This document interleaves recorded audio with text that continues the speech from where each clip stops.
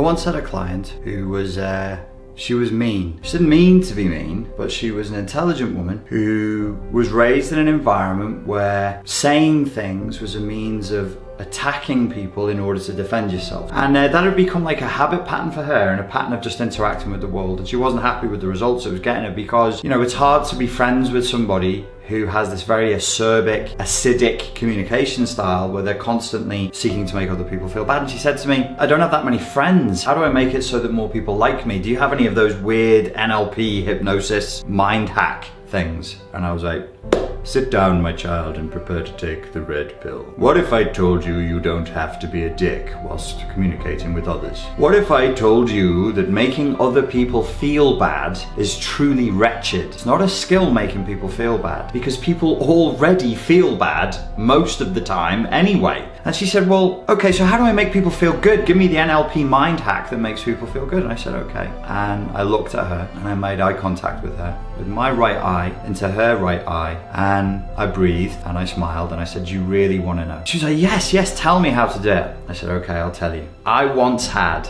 a sensei who was notoriously, I won't say his name because he's still alive, very cruel. And he taught a particular style of Japanese martial art that is already known for being extremely demanding and extremely rigid and precise and disciplined in its structure. And he taught me the power of mental focus, and just how empowering it can be to speak to another human being, even if they're not in the room with you, but they're in the state of mental focus and purity of intent, single-minded intent. And he taught me that if you can maintain that state whilst you communicate with a purity of intent from the heart with sincerity, it can be very, very powerful, and it can actually cause the other person to open up. And around that time, I also had a second master. He was much naughtier. He was a tricksy sort of a dude. And his thing was that if you could capture somebody's attention and you had somebody's time and attention for a period of time, that if you altered your emotional state and went into the right state and told them a story, and within that story there were suggestions like, say somebody wanted to become more friendly and more outgoing and more able to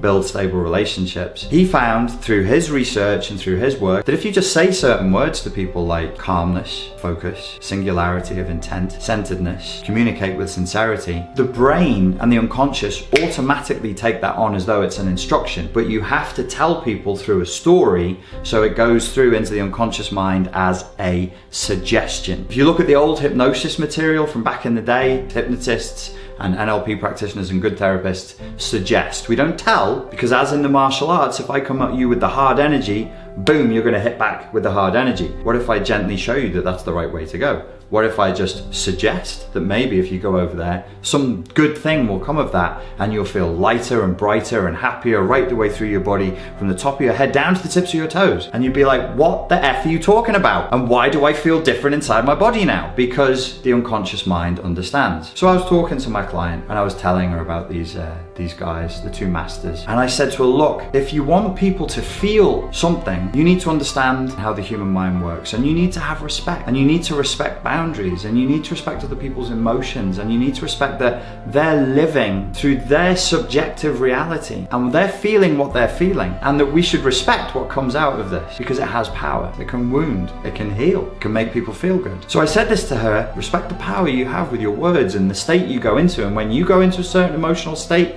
people catch it because it's contagious. So if I'm feeling good and curious, but I also have a message to deliver that's quite serious, I need to be congruent with that emotional state. So she was like, yeah, cool, I'm going to try this. Which is all you can do, is just try it, you know, with a bit of curiosity. Try going into a good state, being in the moment, speaking from the heart, tell good stories deliberately that make people feel good. Study people who tell good stories and that have learned, you know, have this ability to make people feel good, and watch what they do and model what they do, and then you'll be able to do it too.